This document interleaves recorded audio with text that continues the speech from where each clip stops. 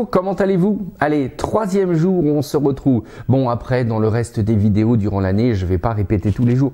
Mais là, ça me semble tellement important.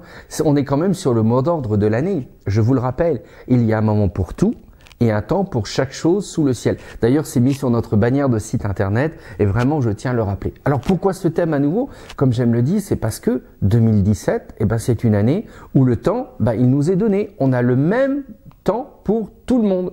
Mais tout vient de comment est-ce qu'on fait pour que le temps soit rentabilisé, le temps soit agréable. Alors l'Ecclésiaste nous propose de toujours regarder le temps comme étant à la fois positif et négatif. Un temps pour ceci, un temps pour autre chose. Et puis dans cette espèce de démarche de temps, il faut trouver un équilibre dans tout ça. D'ailleurs, voici un équilibre qui me semble très intéressant. Il nous dit au verset 4 du chapitre 3, « Il y a un temps pour pleurer et un temps pour rire ». Les amis, je veux juste vous dire quelque chose. Cette année 2017, elle va connaître des moments de joie et des moments de peine. Ça ne veut pas dire que Dieu n'est pas avec vous, mais ça veut dire que vous vivez dans l'humanité. Et cette humanité, elle est remplie de moments de joie et de moments de peine. On ne peut pas avoir que des moments de peine et que des moments de joie. Alors pourquoi est-ce que l'Ecclésiaste a besoin de le souligner?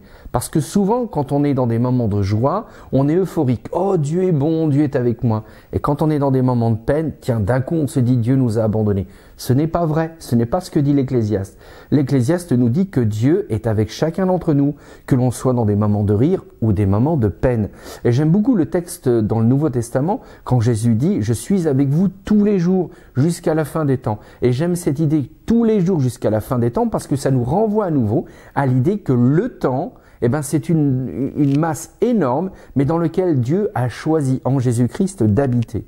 Donc voilà pourquoi je veux vraiment vous encourager de vous dire que cette année, ce ne sera pas qu'une année de joie, ce ne sera pas qu'une année de peine, ce sera une année où il va y avoir des moments de joie et des moments de peine, mais rassurez-vous d'une chose, Dieu n'a pas prévu de ne pas être avec vous. Néanmoins, si vous décidez de ne plus être avec lui, alors ça c'est un autre sujet.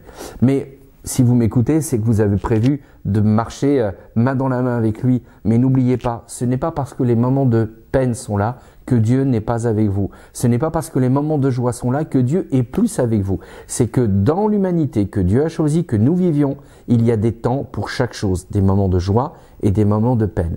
Et lorsque vous traversez un moment de peine, n'oubliez pas, Dieu vous a prévenu, il y aura des temps comme ça. Et ces temps-là, comme je le dirais à n'importe quel de mes amis, accroche-toi. Ce n'est pas que Dieu n'est pas avec toi, c'est que Dieu veut vivre ces temps avec toi sans te déloger de ton humanité. Et oui, il faut que le bon sens rencontre l'intelligence de la foi. C'est ça le but. Je vous souhaite une excellente journée et puis je vous dis à demain.